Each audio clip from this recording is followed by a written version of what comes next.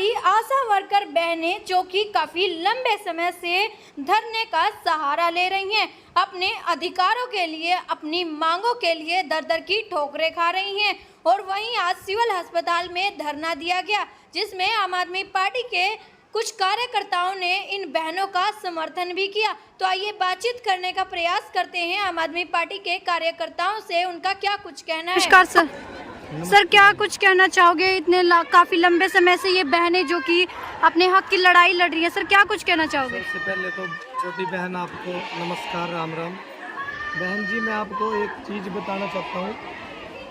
ये जो बहनें हमारी बैठी हैं, हमारी माताएं बैठी हैं, ये अपने हक के मांगों के लिए, अपनी तनख्वाह सैलरी के लिए बैठी हैं जी। इनको हरियाणा की जो खट्टर भाजपा जजपा गठबंधन सरकार है, उसने 3-3 महीने की इनकी तनख्वाह नहीं इनको दी जी। और ये कहाँ जाए, इनको तनख्वाह भी सिर्फ 4,000 रुपये महीना मिलती है जी। और इनसे काम लाखों रुपए का लिया जाता है। आप देख सकते हैं एक आशा वर्कर की ड्यूटी, इतनी सख्त ड्यूटी है। पूरे गांव में जितने भी लेडीज़, प्रेग्नेंट लेडीज़ होती हैं, उनका हाल चाल ये पूछने जाती है। उनको समय से दवाई ये देने जाती है, कैल्शियम की गोलियां या पीसीएम, जो भी उनको प्रॉब्लम होती है।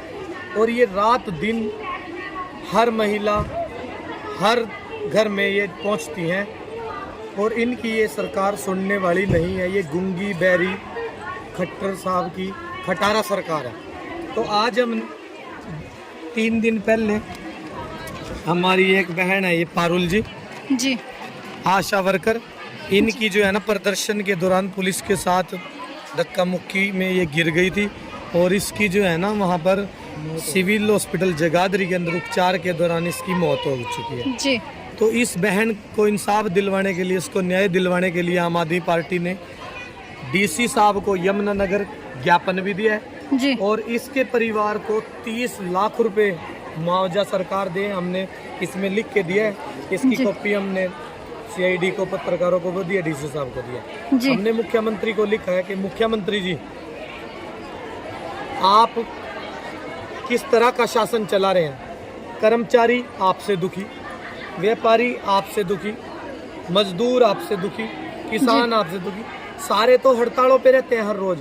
किसी की ये तनख्वाह टाइम पे नहीं देते, किसी की ये पेंशन टाइम पे नहीं देते, किसानों को कोई फसल का मुआवजा ये टाइम पे नहीं देते। कैसा तंत्र है ये? तो क्रूरता का शासन है। और पुलिस भी निर्दयी बनी हुई है। पुलिस की नकजों की वजह से तो वो लेडीज गिरी है, पारुल बहन हमारी बहन, और उसको गंभीर चोट वगैरह भी लगी है और उसकी इलाज के दौरान मौत होगी। हम तो स्कीमा उसके परिवार को सरकार 30 लाख रुपए राहत मुआवजा राशि दें, हम यही डिमांड कर रहे हैं। और इनका हमने बहनों का समर्थन भी किया आज भी। और ये बहनें देखो, अपने बच्चों को छोड़ के, यहाँ 3 बच्चों के हम ये ऐसे ही धरने प्रदर्शन करती रहेंगे अपनी मांग के लिए।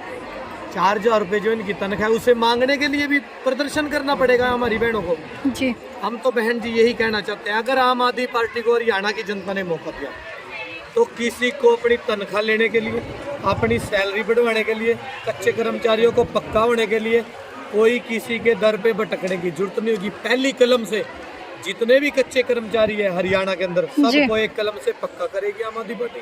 और जिनकी तनख्वाह 4,000 रुपये महीना है, इनकी तनख्वाह कम से कम डीसी रेट करेगी। 18,000 रुपये डीसी रेट हम यहाँ पर तनख्वाह करेंगे हर कच्चे कर्मचारी की, और जितने कच्चे कर्मचारी उनको पक्का भी करेंगे। जी सर, धन्यवाद सर। तो साथियों, हमारे साथ सरपंच साहब भी मौजूद हैं, उनसे बातचीत करने का प्रयास करेंगे। नमस्कार सर। नमस्कार जी। सर क्या कुछ कहना चाहोगे? जैसे हम देख पा रहे हैं, आम आदमी पार्टी हमेशा जनता की आवाज़ बनकर सामने आती है, तो सर आज हम देख रहे हैं यहाँ पर काफ़ी बहनें बैठी हुई हैं, तो सर क्या कहना चाहोगे? मैं तो यही कहूँगा कि सरकार को देखना चाहिए भी आशा वर्कर, आंगनबाड़ी वर्कर सारे के सारे हड़ताल पर बैठी है जी। क्या सरकार सोई हुई है? इनको दिखता नहीं जब भी हम वो तो सारा दिन गीत गाते फिर रहे भी बेटी बचाओ बेटी पढ़ाओ। ये किसकी बेटियाँ हैं? ये इसको दिखता नहीं है भी आया बेटी किसी की आया नहीं आने, सारा दिन यहाँ अपने बच्चों समेत यहाँ पड़े हैं। फिर ये देखो भी इनकी आंदोलन के दौरान में बहन की भारी मौत हो गई है, वो भी सरकार को दिखा। उसकी मौत होगी, उसको कम से कम उसको मुआवजा दिया जाए 30 लाख का, और उसके परिवार में से एक को नौकरी दी जाए और इनकी छूट ली जाए, इनसे बात की जाए। क्या उनका काम ही नहीं है सरकार चलाना? यही काम है बस, दिल्ली चंडीगढ़ बैठे रहो, थोड़ा किसी को पब्लिक नहीं दिखती भी आके इधर बैठी है ये। जी ये सरकार का काम है, किसका काम है ये? और उनको अपने आप अपनी राज से मतलब है, उन्हें किसी से कोई मतलब नहीं है, कोई बेटी नहीं है इनकी, कोई कुछ नहीं है। इन्हें तो एक धक्का सही चला रखी है अपनी, जिस तरह मर्जी सरकार चला लो अपनी, इनसे कोई मतलब नहीं आए, चाहे सारे मर जाओ, एक मर जाओ, दो मर जाओ, चाहे सारा हिंदुस्तान मर जाए इनके लिए। जी पर मैं यही बात उनको एक बात करना चाहता हूँ, उन्हें कम से कम आके यहाँ से बात करनी चाहिए। इनको 3 महीने की तनख्वाह नहीं दी। 3 महीने की तनख्वाह नहीं दी, इन्हें बताओ बिना तनख्वाह के एक दिन की दिहाड़ी ना मिला, गरीब आदमी आटा कहाँ से लेगा, कहाँ से खाएगा वो? इन्हें तो इस चीज़ की है ही नहीं, और उसको तो गेली खानी, गेली काम करके गेली पकानी अगले को, और वो बिना मिले तो ये बच्चे भूखे सोएंगे। ये जो सरकार है, ये जी। तो ये- नाश कर दिया देश का। ये असल में देखा जाए तो रांडा सरकार है। जी खट्टर साहब का परिवार नहीं है, अनिल विज जी का परिवार नहीं है। ये हरियाणा की जनता को भी ऐसे ही रखना चाहते हैं। घर चलाया हो तो घर का पता देखो, हो, अगर कैसे किसी को बहन हो, बेटी हो, तो पता होता है बहन बेटी क्या दुख दर्द, तो इन्हें क्या पता होगा?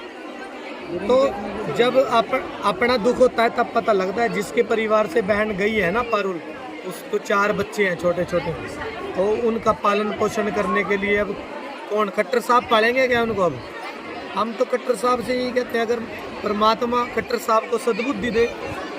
अगर इतने दिन में भी रहे तो 9 साल में कोई बुद्धि नहीं आई खट्टर साहब को, तो चलो अब भी हम तो यही कह रहे हैं कि पारुल के परिवार को 30 लाख रुपए का मुआवजा दे, और उनके घर से किसी को एक कोई गवर्नमेंट जॉब दी जाए, ताकि उसके परिवार का पालन पोषण हो, और इनको अपनी तनख्वाह के लिए धरने प्रदर्शन ना करना पड़े।